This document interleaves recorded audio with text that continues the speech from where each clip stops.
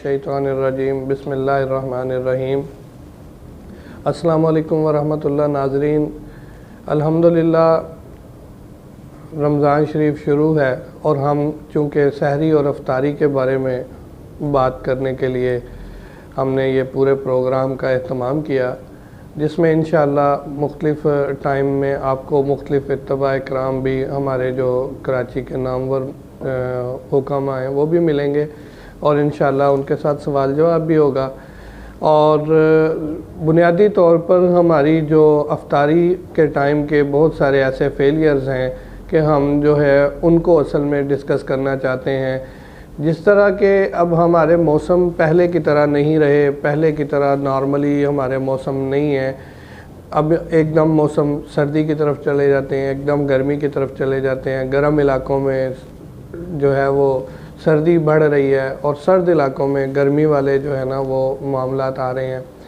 तो इन सब चीज़ों को मद्देनज़र रखते हुए हमें अपनी ग़िज़ा को भी तब्दील करना है। अब अगर हम अपनी ग़िज़ा को ये समझेंगे कि नहीं, हम ये तो गुज़श्ता जो है 50 सालों से हम यही खा रहे हैं तो हमें यही खाना है, तो फिर ऐसे जो है ना हमें बहुत सारी जो बीमारियां हैं, बहुत सारे जो डिजीज़ हैं उनको फेस करना पड़ेगा। अब बात यह है कि हमें अपनी ग़िज़ा को आलमोस्ट हर वक्त वैसे भी एहतियात से जो है ना इस्तेमाल करना चाहिए, लेकिन बिलख़ुसूस रमज़ान शरीफ में रमज़ान शरीफ के पूरे फ़वाइद जो हैं और सहरी के टाइम के जो पूरे फ़वाइद हैं कि सहरी के टाइम दरअसल उठना, उसके अंदर क्या अल्लाह पाक ने बरकत रखी है, क्या उसके अंदर हमारे लिए फ़वाइद हैं, और उस टाइम की जो बरकत है वो उस टाइम जो उठना है, उस टाइम जो ग़िज़ा लेनी है, उस ग़िज़ा को बॉडी हमारी किस तरह डाइजेस्ट करती है। और सारा दिन जब हम फास्टिंग करते हैं, हम अपनी भूख को बर्दाश्त करते हैं, तो उसके साथ हमारा जो अफ्तारी के टाइम तक, मगरिब के टाइम तक जो हमारी बॉडी के अंदर इम्यून सिस्टम जो एक ताकत बना चुका होता है, जो इम्यूनिटी बनी हुई होती है, उसको हम ज़ाया कर बैठते हैं अफ्तारी के अंदर बहुत सारे ऐसे लवाज़मात इस्तेमाल करके, जो हमने एक आदत, एक मजबूरी, एक शौक़ और एक जो है ना वो आम हमने कि जी इसके बग़ैर तो दस्तरखानी पूरा नहीं होता, इसके बग़ैर तो अफ्तारी नहीं होती, इस तरह की चीज़ों से अब हमें निकलना चाहिए। जदीद दौर है और इस वक्त जो है ना बहुत साइंटिफिक किस्म के अमराज आए हुए हैं, एकदम पता ही नहीं चलता है क्या हो जाता है। तो इसमें हमें बहुत ज़्यादा ग़िज़ा पर एहतियात करनी है और इस ग़िज़ाई एहतियात में सबसे पहले सबसे बड़ा जो फेलियर है वो है पानी का।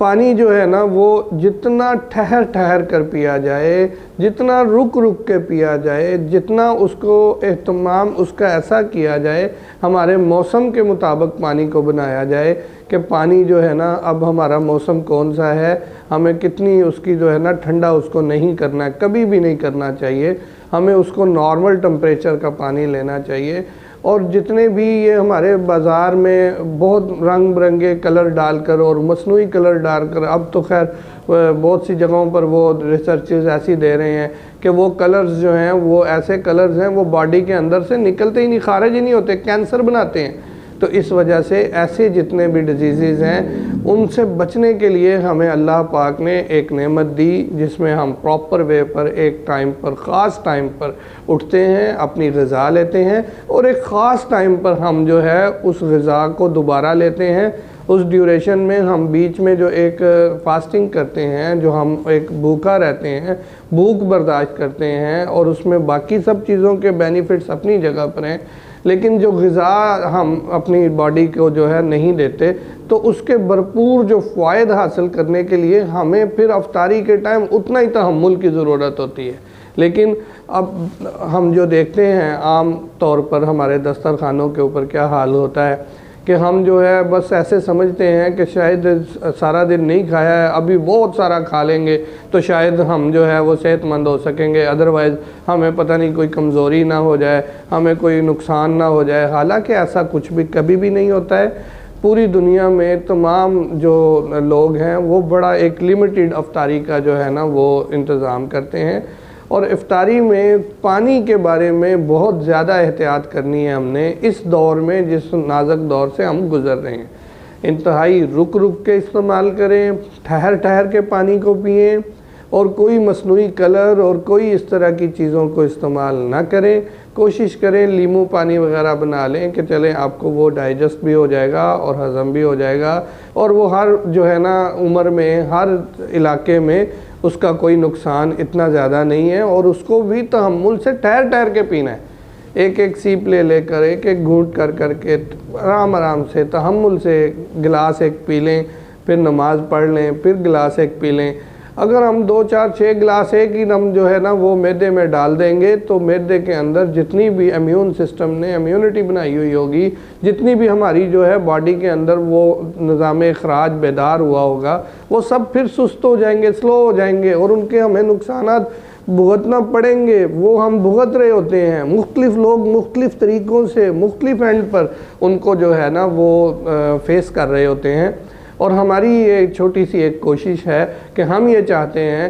कि अब ये जो दौर चल रहा है ये इस तरह का नहीं है कि आज से गुज़श्ता 20 साल पहले हमारे मौसम और तरह के थे, हमारे मौसमों के अंदर कोई इतनी तब्दीली एकदम जल्दी नहीं आती थी। फिर इसी तरह हमारी जो मिजाज थे, हमारी जो तबीयतें थी, हमारे बहुत सारी ग़िज़ाई चीज़ें इतनी ज़्यादा मसनूई नहीं थी जितनी अब हो चुकी हैं। इस तरह अब हमें जो है बहुत ज़्यादा जो एहतियात की ज़रूरत है। पानी इंतहाई मोहतात होकर पीना है। पानी एहतियात के साथ साथ फिर दूसरी एंड पर हम जो है तली हुई चीज़ें जो इस्तेमाल करते हैं बहुत सारी हमारे दस्तरखान पर मौजूद होती हैं, जो अब हमारे दस्तरखानों की जीनत बन चुकी हुई हैं। हम हर हाल में उनको रखना ज़रूरी समझते हैं। कोशिश करें कि उनको भी बहुत मोहतात होकर इस्तेमाल करें, ना इस्तेमाल करें तो सबसे बेहतर है। जो मरीज़ डाइजेस्टिव किसी भी तरह से इंटेस्टाइनल हैं, मैदे का उनको कोई मर्ज़ है, उनको कोई भी डाइजेस्टिव एंड का गैस्ट्राइटिस के गैस्ट्रिक के जो पेशेंट हैं उनको तो बिल्कुल तली हुई चीज़ें कभी भी एक बाइट भी, एक बिल्कुल फांक भी किसी चीज़ की नहीं लेनी चाहिए, ताकि निज़ाम इखराज जो बेदार हुआ है वो पूरे तौर पर बहाल होकर हमारे जितनी भी जो खाई हुई चीज़ें हैं डाइजेस्ट हो चुकी हुई हैं उनको खारिज भी हम कर सकें। इसी तरह इसके बाद जो खाने का टाइम है, जो खाने की चीज़ें हैं ग़िज़ा के तौर पर हम लेते हैं, तो हमें चाहिए हम शोरवे, यखनियाँ, जो भी हम गोश्त जो है ना वो अफोर्ड करते हैं उसके अंदर जो है सब्ज़ी लाजमी डालें, और सब्ज़ी के साथ साथ उसको शोरवे वाला बनाएं, बॉइल्ड बनाएं और थोड़ा लंबा शोरवा रखें। यहाँ पर पानी की मिकदार अगर हम शोरवे और यखनी से पूरी करेंगे तो हमारी बॉडी इतनी जल्दी रिलीज़ हो जाएगी, इतनी जल्दी रिलैक्स हो जाएगी, और हमारी बॉडी में जितने भी मिनरल्स की डेफिशिएंसी होगी, कोई भी होगा, वो इतना अच्छा रिकवर्ड हो जाएगा कि हम पूरे तौर पर भरपूर जो है ना फ़ायदा उठा सकते हैं। तो वो शोरवा, वो यखनी, उसके अंदर रोटी के में भी हमें कोशिश करनी चाहिए कि डाइजेस्टिव तो एक अलग अपनी जगह पर है, लेकिन शुगर के मरीज़ हैं, हार्ट के मरीज़ हैं, सब लोगों के लिए गंदम के साथ बराबर वज़न जो है जौ और बराबर वज़न जो है बाजरा, इसका एक जो है ना कम्बिनेशन बनाकर आटे का इस्तेमाल करना चाहिए। जब हम ये इस्तेमाल करेंगे तो यकीनन इंशाअल्लाह आपको ना कोई पकोड़े खाने की ज़रूरत है, ना समोसे खाने की ज़रूरत है, ना इस तरह की कोई और चीज़ की ज़रूरत है। आप इसकी जो है वो रोटी को शोरबे के अंदर, यखनी के अंदर डीप करके बिल्कुल शरीद टाइप बनाकर वो खाएँ, सहरी में भी और अफ्तारी में भी। तो इंशाअल्लाह ये जो यखनी, ये जो शोरबा, ये जो पानी होगा, ये हमारी पानी की मिकदार भी पूरी करेगा और हमारी ग़िज़ाई इंशाअल्लाह जो